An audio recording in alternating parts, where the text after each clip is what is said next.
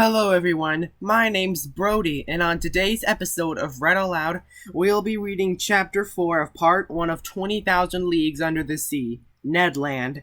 Captain Farragut was a good seaman, worthy of the frigate he commanded. His vessel and he were one. He was the soul of it. On the question of the cetacean there was no doubt in his mind, and he would not allow the existence of the animal to be disputed on board. He believed in it, as certain good women believe in the Leviathan, by faith, not by reason. The monster did exist, but he had sworn to rid the seas of it. He was a kind of knight of Rhodes, a second Dieudonné de Gozan, going to meet the serpent which desolated the island. Either Captain Farragut would kill the narwhal, or the narwhal would kill the captain. There was no third course. The officers on board shared the opinion of their chief. They were ever chatting, discussing, and calculating the various chances of a meeting, watching narrowly the vast surface of the ocean. More than one took up his quarters voluntarily in the cross-trees, who would have cursed such a berth under any other circumstances. As long as the sun described its daily course, the rigging was crowded with sailors, whose feet were burnt to such an extent by the heat of the deck as to render it unbearable. Still, the Abraham Lincoln had not yet breasted the suspected waters of the Pacific. As to the ship's company, they desired nothing better than to meet the Unicorn, to harpoon it, hoist it on board, and dispatch it. They watched the sea with eager attention. Besides, Captain Farragut had spoken of a certain sum of $2,000 set apart for whoever should first sight the monster, were he cabin boy, common seaman, or officer. I leave you to judge how eyes were used on board the Abraham Lincoln. For my own part, I was not behind the others, and left no one my share of daily observations. The frigate might have been called the Argus for 100 reasons. Only one amongst us, Conseil, seemed to protest by his indifference against a question which so interested us all and seemed to be keeping with the general enthusiasm on board. I have said that Captain Farragut had carefully provided a ship with every apparatus for catching the gigantic cetacean. No whaler had ever been better armed. We possessed every known engine, from the harpoon thrown by the hand to the barbed arrows of the blunderbuss and the explosive balls of the duck gun. On the forecastle lay the perfection of our breech-loading gun, every thick at the breech and very narrow in the bore, the model of which had been in the exhibition of 1867. This precious weapon of American origin could throw with ease a conical projectile of 9 pounds to a mean distance of 10 miles. Thus the Abraham Lincoln wanted for no means of destruction, and what was better still, she had on board Ned Land, the prince of harpooners. Ned Land was a Canadian with an uncommon quickness of hand, and who knew no equal in his dangerous occupation. Skill, coolness, audacity, and cunning he possessed in a superior degree, and it must be a cunning whale or a singularly cute cachalot to escape the stroke of his harpoon. Ned Land was about 40 years of age. He was a tall man, more than 6 feet high, strongly built, grave and taciturn, whatever that is, occasionally violent and very passionate when contradicted. His person attracted attention above all the boldness of his look, which gave a singular expression to his face. Who calls himself Canadian and calls himself French? A little communicative as Ned Land was, I must admit that he took a certain liking for me. My nationality drew him to me, no doubt. It was an opportunity for him to talk, and for me to hear that old language of Rabelais, which is still in use in some Canadian provinces. The harpooner's family was originally from Quebec, and was already a tribe of hardy fishermen when this town belonged to France. Little by little Ned Land acquired a taste for chatting, and I loved to hear the recital of his adventures in the polar seas. He related his fishing and his combats with natural poetry of expression. His recital took the form of an epic poem, and I seemed to be listening to a Canadian Homer singing the Iliad of the regions of the north. I am portraying this hardy companion as I really knew him. We are old friends now, united in that unchangeable friendship which is born and cemented amidst extreme dangers. Ah, brave Ned, I ask no more than to live 100 years longer, that I may have more time to dwell the longer on your memory. Now, that was Ned Land's opinion upon the question of the marine monster. I must admit that he did not believe in the unicorn and was the only one on board who did not share that universal conviction. He even avoided the subject, which I one day thought it my duty to press upon him. One magnificent evening, the 30th July, that is to say 3 weeks after our departure, the frigate was abreast of Cape Blanc, 30 miles to leeward of the coast of Patagonia. We had crossed the Tropic of Capricorn, and the Straits of Magellan opened less than 700 miles of the south. Before 8 days were over, the Abraham Lincoln would be plowing the waters of the Pacific.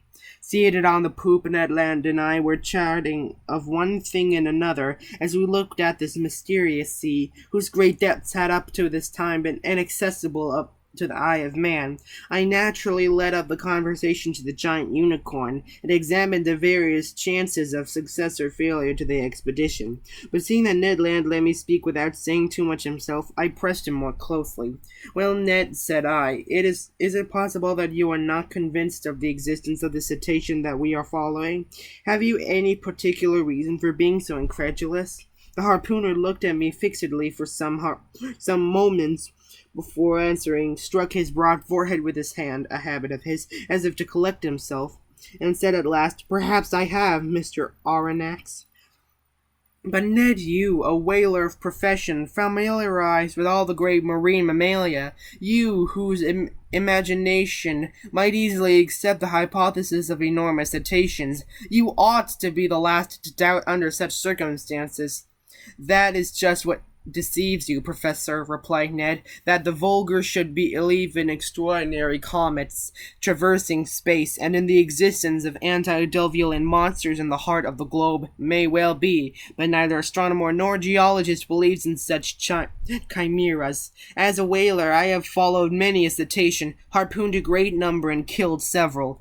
But, however strong or well-armed they may have been, neither their tails nor their weapons would have been able even to scratch the iron plates of a steamer. But Ned, they tell of ships which the teeth of the narwhal has pierced through and through." "Wooden ships, that is possible," replied the Canadian, "but I have never seen it today, and until further proof I deny that whales, cetaceans, or sea unicorns could ever produce the effect you describe." "Well, Ned, I repeat it with a conviction resting on the logic of facts. I believe in the existence of a mammal powerfully organized, belonging to the branch of vertebrata, like the whales, the cachalots, or the dolphins, and furnished with a horn of defense of great penetrating power." "Hum," said the harpooner, shaking his head with the air of a man who would not be convinced. "Notice one thing, my worthy Canadian," I resumed. "If such an animal is in existence, if it inhabits the depths of the ocean, if it frequents the strata lying miles below the surface of the water, it must necessarily possess an organization the strength of which would defy all comparison." "And why this powerful organization?" demanded Ned. "Because it requires incalculable strength to keep oneself in these strata and resist their pressure. Listen to me. Let us admit that the pressure of the atmosphere is represented by the weight of a column of water 32 feet high. In reality, the column of water would be shorter, as we are speaking of seawater, the density of which is greater than that of fresh water. Very well. When you dive, Ned, as many times 32 feet of water as there are above you, so many times does your body bear a pressure equal to that of the atmosphere, that is to say 15 lbs, for each square inch of its surface. It follows then that at 320 feet, this pressure equals that of 10 atmospheres, of 100 atmospheres at 3,200 feet, and of 1,000 atmospheres of 32,000 feet, that is, about 6 miles, which is equivalent to saying that if you could attain this depth in the ocean, with each square 3/8 of an inch of the surface of your body would bear a pressure of 5,600 pounds. Ah, my brave Ned, do you know how many square inches you carry on the surface of your body?" I have no idea, Mr. Aronnax. About 6,500, and as in reality, the atmospheric pressure is about 15 pounds to the square inch. Your 6,500 square inches bear at this moment a pressure of 97,500 lbs. Without my perceiving it? Without your perceiving it, and if you are not crushed by such a pressure, it is because the air penetrates the interior of your body with equal pressure. Hence, perfect equilibrium between the interior and exterior pressure, which does neutralize each other, and which allows you to bear it without inconvenience. But in the water, it is another thing. Yes, I understand, replied Ned, becoming more attentive, because the water surrounds me but does not penetrate. Precisely, Ned, so that at 32 feet beneath the surface of the sea you would undergo a pressure of 97,500 lbs. At 320 feet, 10 times that pressure. At 320 feet, 100 times that pressure. Lastly, at 32,000 feet, 1,000 times that pressure would be 97,500,000 pounds. That is to say that you would be flattened as if you had been drawn from the plates of a hydraulic machine. The devil! Exclaimed Ned. Very well, my worthy harpooner. If some vertebrae several hundred yards long and large in proportion can maintain itself in such depths, of those whose surface is represented by millions of square inches, that is by tens of millions of pounds, we must estimate the pressure they undergo. Consider then that must be the resistance of their bony structure, and the strength of their organization to withstand such pressure. Why, exclaimed Ned Land, they must be on the iron plates 8 inches thick like the armored frigate, as you say, Ned, and think that what destruction such a mass would cause if hurled with the speed of an express train against the hull of a vessel. Yes, certainly, perhaps, replied the Canadian, shaken by these figures, but not yet willing to give in. Well, have I convinced you? You have convinced me of one thing, sir, which is that if such animals do exist at the bottom of the seas, they must necessarily be as strong as you say. But if they do not exist, mine obstinate harpooner, how explain the accident to the Scotia? That is the end of Ned Land. Join me next time on Read Aloud when we read Chapter 5, At a Venture. This is me, signing out.